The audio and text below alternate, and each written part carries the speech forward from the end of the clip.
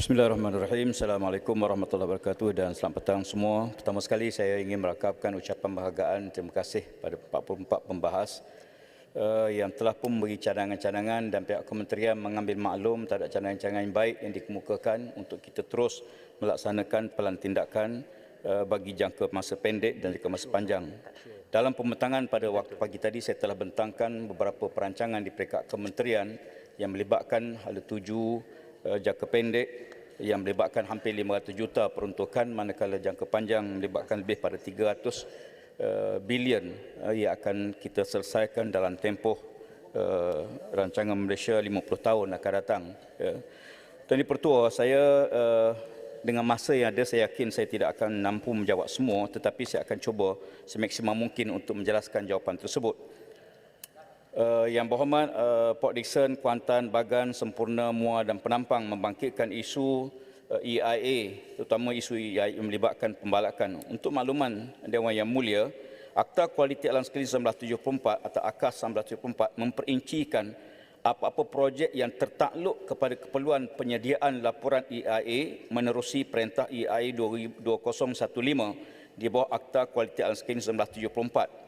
Jabatan Alam Sekitar menilai laporan EIA dan mengeluarkan kelulusan laporan EIA sekiranya semua impak pencemaran dikenal pasti serta langkah-langkah kawalan dan mitigasi telah pun mencukupi.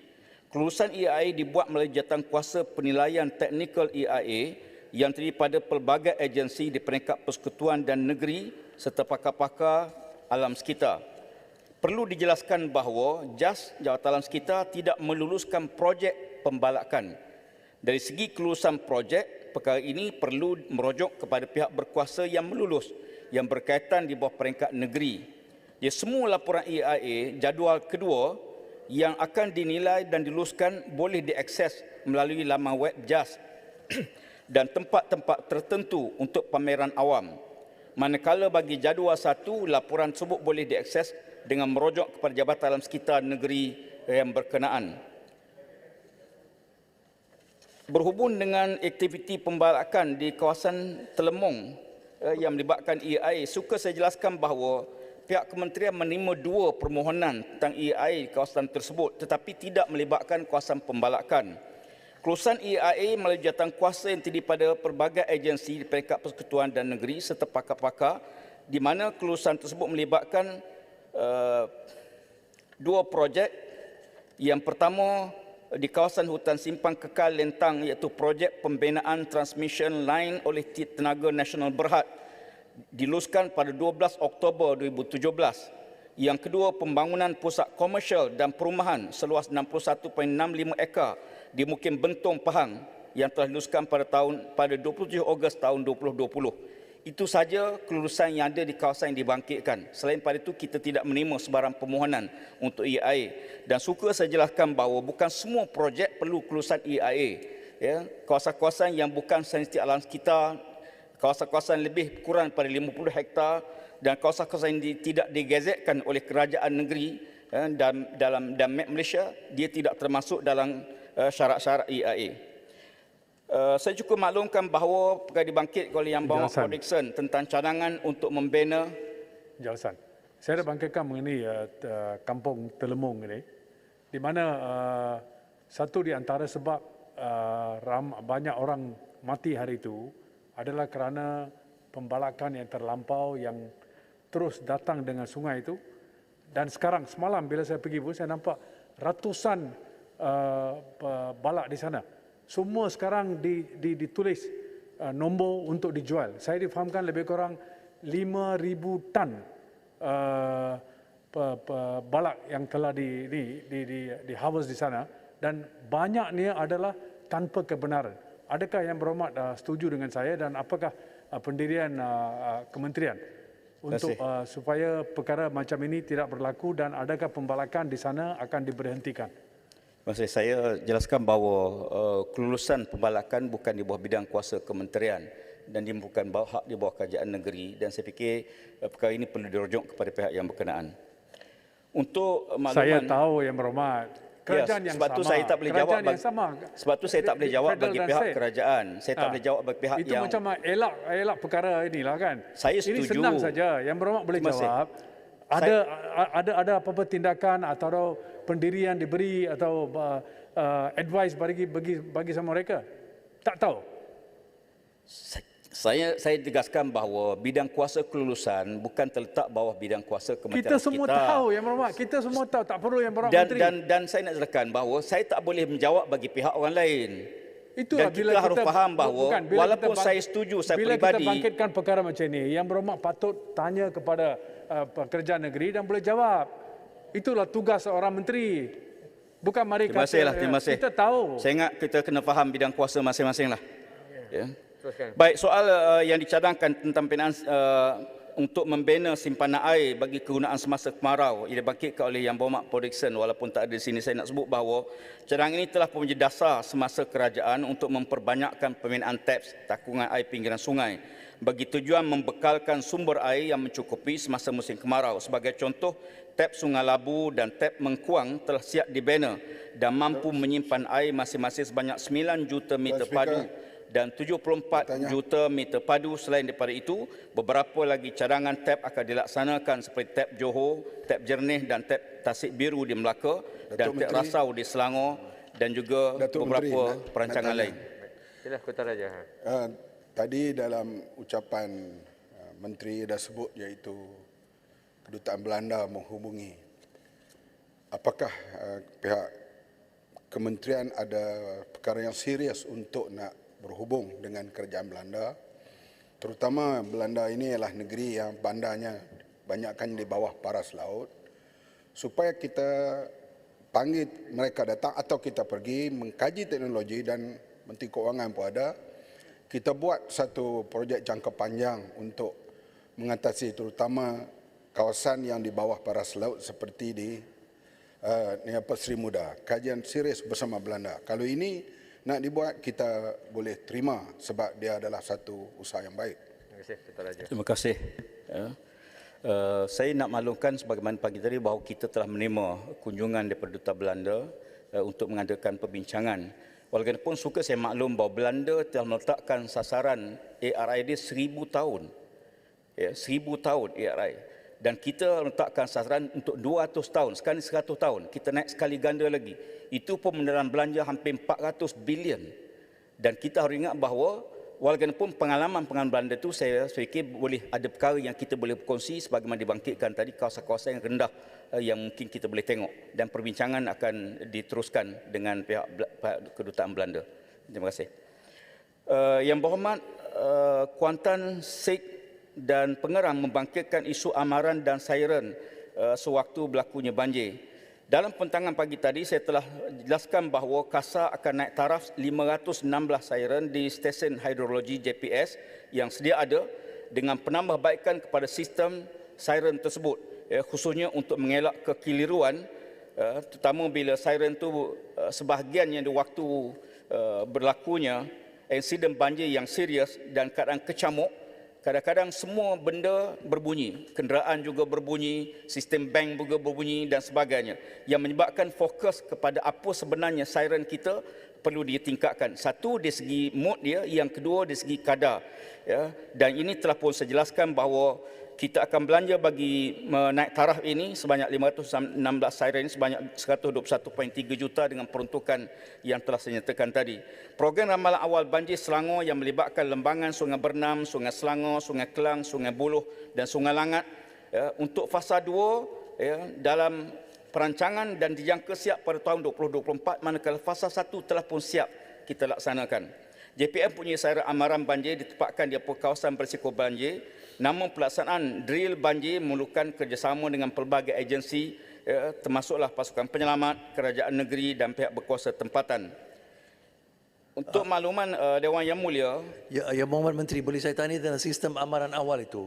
Ya. Baik, you see, I think sistem siren ni sudah macam sistem lama. Sekarang, dalam zaman sekarang, kita perlu alih kepada radio, TV, SMS blasting secara tersasar dan sebagainya. Tapi di sini saya nak kaitkan dengan tanggungjawab dan tugasan Jabatan Meteorological Malaysia.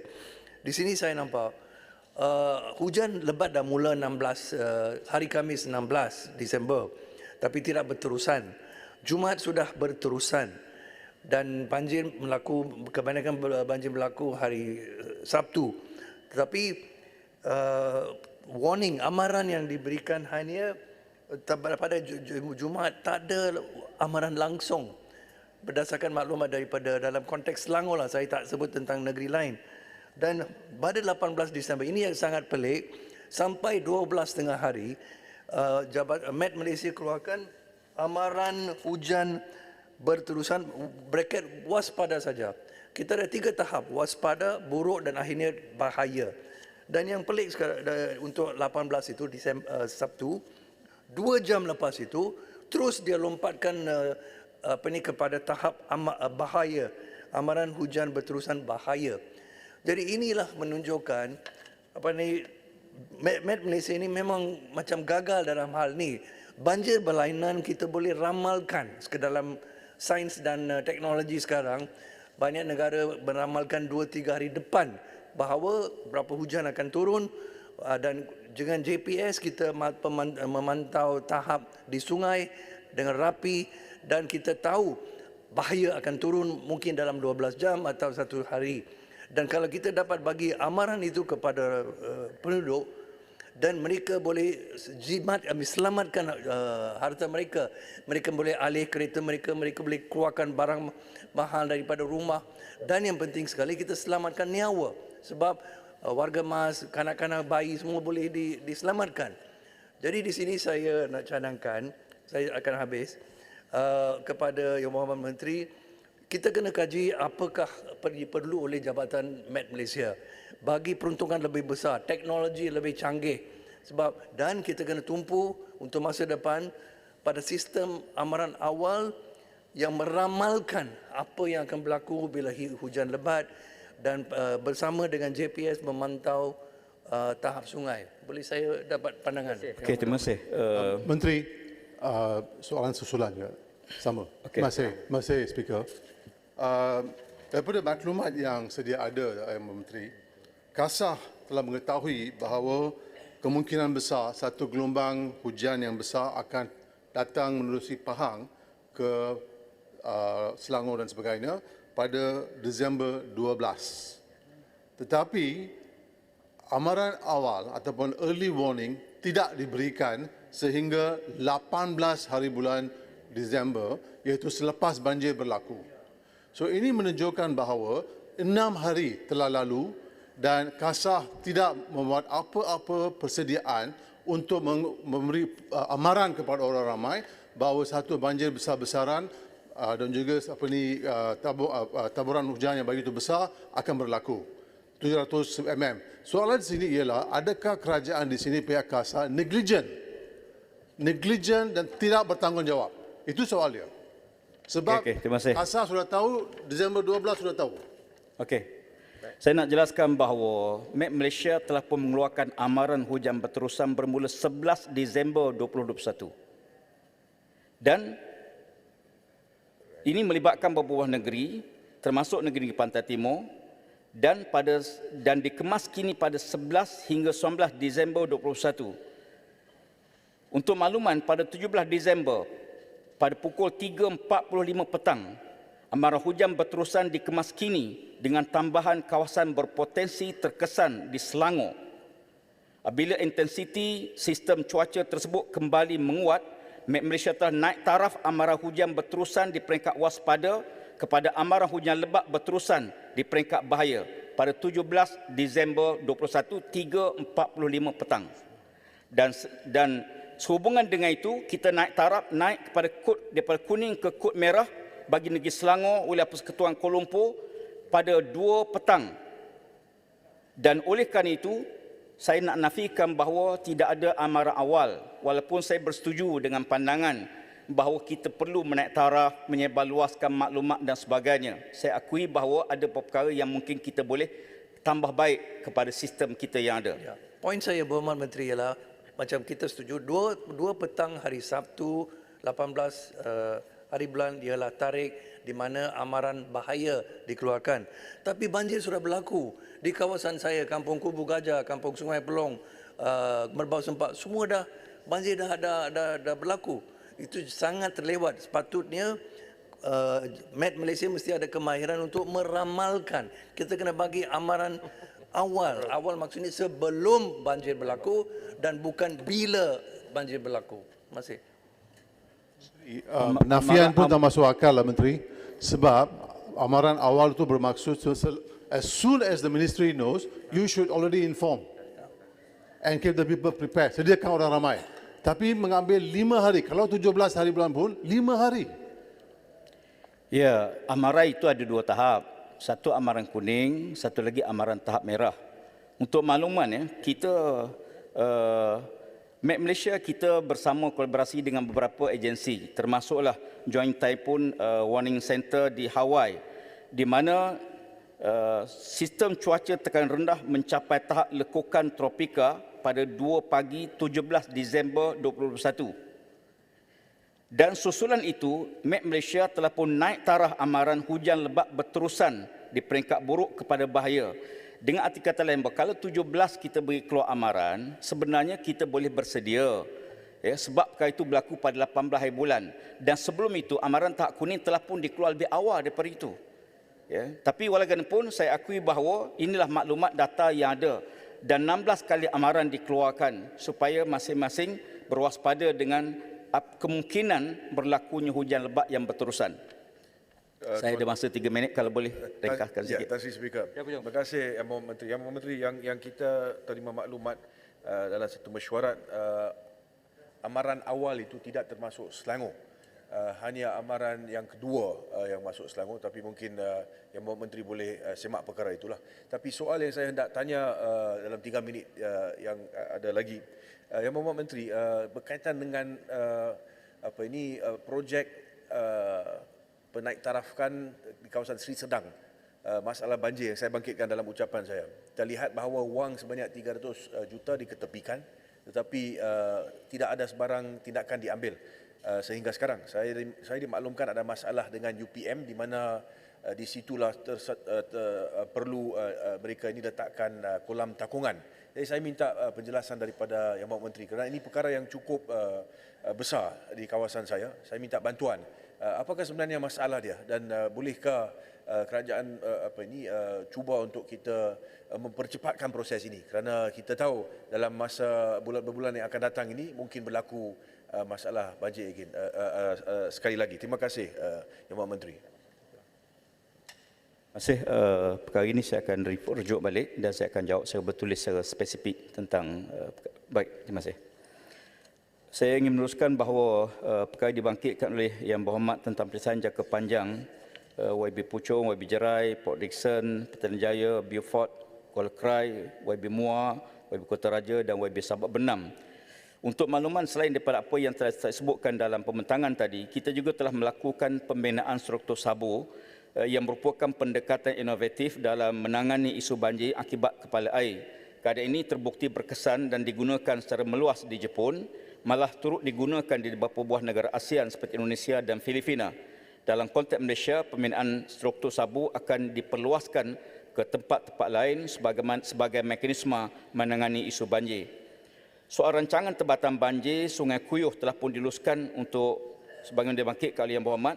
Projek berjumlah 300 juta dijangka pelaksanaan dilaksanakan pada Menteri, 2023 Sungai Kuyuh dan proses kebentuk terperinci sedang dijalankan. Rauk. Saya berjawab dulu lah sebab saya ada soalan tentang Rauk ni. Bukan. Tadi Menteri ada cakap sabur. Adakah dia sabur dam ke? Empangan sabur? Struktur sabur ni kita laksanakan pertama kali di Jerai. Tak, kalau sabur dam atau sabur dia berlaku di Parlimen Rauk tapi tak berfungsi. Kalau benda yang samalah. Terima kasih. Untuk makluman Yang Berhormat, kerajaan telah melaksanakan projek tempatan banjir lembangan Sungai Padas Beaufort Sabah dalam rancangan Malaysia 10 dan 11 dengan kos 9.9 juta ringgit, dan projek ini telah pun dimula tahun 2014. dan insya-Allah dia akan dapat manfaat kepada lebih kurang 5,000 penduduk dan mengurangkan keluasan kawasan banjir sebanyak 85 hektar. Bapak Menteri, tadi ada sebut berkenaan dengan Sungai Kuyuh. Saya tak dapat dengar. Sudah mula Okey. proses dia. Minta maaf, boleh Terima kasih. ulangi jawapan tadi. Sungai RTB Sungai Kuyuh ni telah pun diluluskan Ya, sebanyak 300 juta ringgit baik. dan pelaksanaannya dijangka akan dimulakan pada tahun 2023 kerana proses reka bentuk TPG sedang berjalan sekarang. Maknanya projek dah ada, projek tu tak dibatal sebagaimana yang Berhormat sebut dan projek tu akan kita teruskan. Boleh dibawa ke depan kerana 2023 ini Kita ada akan cuba sampai- percepatkan. Ya, Itu kalau komitmen saya. Ya. Sekiranya proses reka bentuk siap, kita akan teruskan projek ini dan saya harap kita boleh mula lebih awal daripada tarikh yang kita jangkakan. Kita di peringkat negeri juga sedia Terima untuk kasih. kerjasama supaya kita dapat Boleh. teruskan dengan projek dengan cepat. Terima kasih.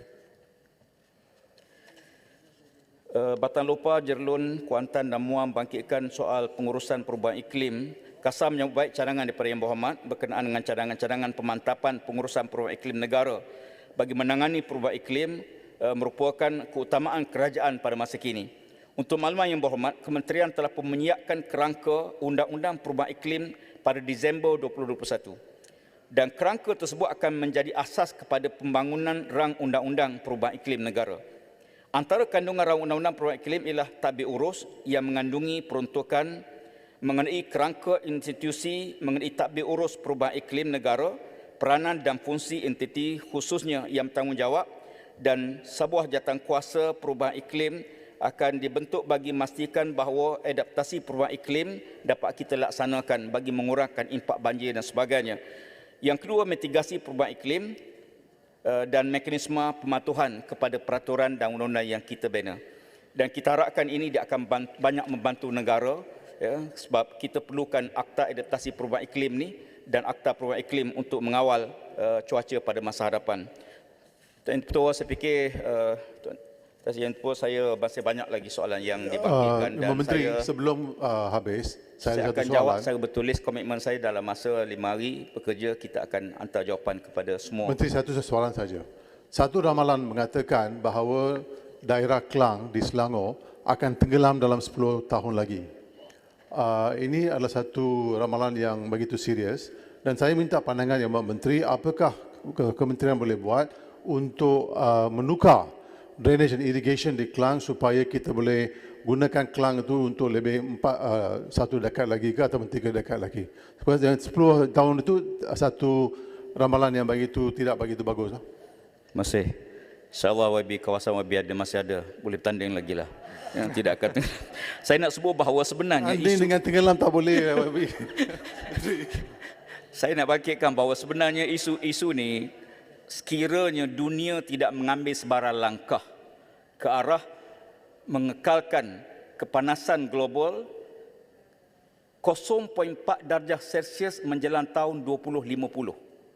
Persidangan di Glasgow baru ini telah pun mengambil komitmen seluruh dunia bahawa seluruh negara perlu melaksanakan program bagi mengurangkan impak kepada GHG. Kalau sekiranya ini yang dibuat dan kita akan buat semakan pada setiap tahun persidangan dan saya yakin bahawa beberapa pelan ke arah mengatasi kepanasan global dapat kita laksanakan, insya-Allah YB Kelang masih boleh bertanding di kawasan Kelang. Menang tak menang belum pasti. Menteri, saya bangkitkan. Terima kasih banyak. Assalamualaikum warahmatullahi dan selamat petang. Maaf Menteri. Waalaikumsalam. Saya sikit saja. Kalau boleh 30 saat Menteri. Saya bangkitkan perkara ini dalam mencelah perbahasan kerana saya tidak dapat berbahas. Tetapi tidak mendapat apa-apa komentar secara lebih tuntas dan konkret daripada Menteri. Perkara ini harus diberikan penumpuan atas perkara yang telah Menteri buat komitmen pada COP 26 ya, dengan apapun janji-janji yang dibuat ketika itu. Perkara ini perlu dibentang kembali di Dewan Yang Mulia ini. Terima kasih Tuan Sri. Terima kasih Menteri. Kalau boleh jawab sikit. Kita telah pun ada perbincangan dengan ahli parlimen berhubung dengan komitmen kerajaan dalam COP26 dan hasilnya sangat positif. Terima kasih pada yang semua ahli yang berhormat yang hadir dalam perbincangan tersebut dan kita telah pun berjanji bahawa kementerian akan mengadakan sesi kedua bagi menjelaskan komitmen kerajaan dalam persidangan COP26 baru-baru ini Dan saya yakin bahawa persidangan untuk kali yang kedua ni saya harapkan Yang Berhormat dapat hadir bersama untuk sama-sama kita mendengar apakah komitmen kerajaan dan langkah-langkah yang dibuat oleh pihak kerajaan. Terima kasih.